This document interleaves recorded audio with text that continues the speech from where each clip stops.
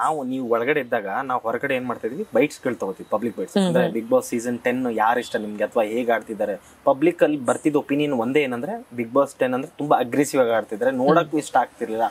ನಿಮ್ಮ ಪ್ರಕಾರ ವಿನಯ್ ತುಂಬಾ ಅಗ್ರೆಸಿವ್ ಅಂತ ಜನರ ಒಪಿನಿಯನ್ ಇದೆ, ನಿಮ್ಮ ಪ್ರಕಾರ ವಿನಯ್ ಹೇಗೆ ಅಂತ? ವಿನಯ್ ಅಗ್ರೆಸಿವ್ ಹೌದು, ಬಟ್ ಅದು ಒಂದು ಸ್ವಲ್ಪ ಟೈಮಿಗೆ ಮಾತ್ರ. ಆ ಟೈಮ್ ಆದ್ಮೇಲೆ ಅವರು ರಿಲ್ಯಾಕ್ಸ್ ಆಗ್ಬಿಡ್ತಾರೆ ಅಂಡ್ ಹೀಲ್ ಮೇಕ್ ಶೋರ್ ಅದು ಸಾಲ್ವ್ ಆಗಿದೆ ಅನ್ನೋ ತರದಲ್ಲಿ. ಯಾರೋ ಒಬ್ರಿಬ್ರ ಹತ್ರ ಬಿಟ್ಟು ಇನ್ನು ಉಳಿದವ್ರು ಎಲ್ಲರ ಹತ್ರನು ಅವ್ರು ಅದನ್ನ ಸಾಲ್ವ್ ಮಾಡ್ಕೊಳ್ಳೋ ಪ್ರಯತ್ನ ಪಟ್ಟಿದ್ದಾರೆ.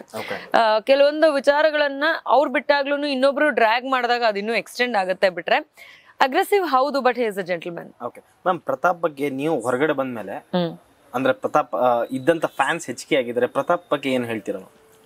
ಅವ್ರು ತುಂಬಾ ಕ್ಯಾಲ್ಕುಲೇಟಿವ್ ಆಗಿ ಆಡ್ತಾ ಇದ್ದಾರೆ. ಅವ್ರಿಗೆ ಅವ್ರು ಆಡ್ತಿರುವಂತ ಆಟ ತುಂಬಾ ಚೆನ್ನಾಗಿ ಗೊತ್ತಿದೆ.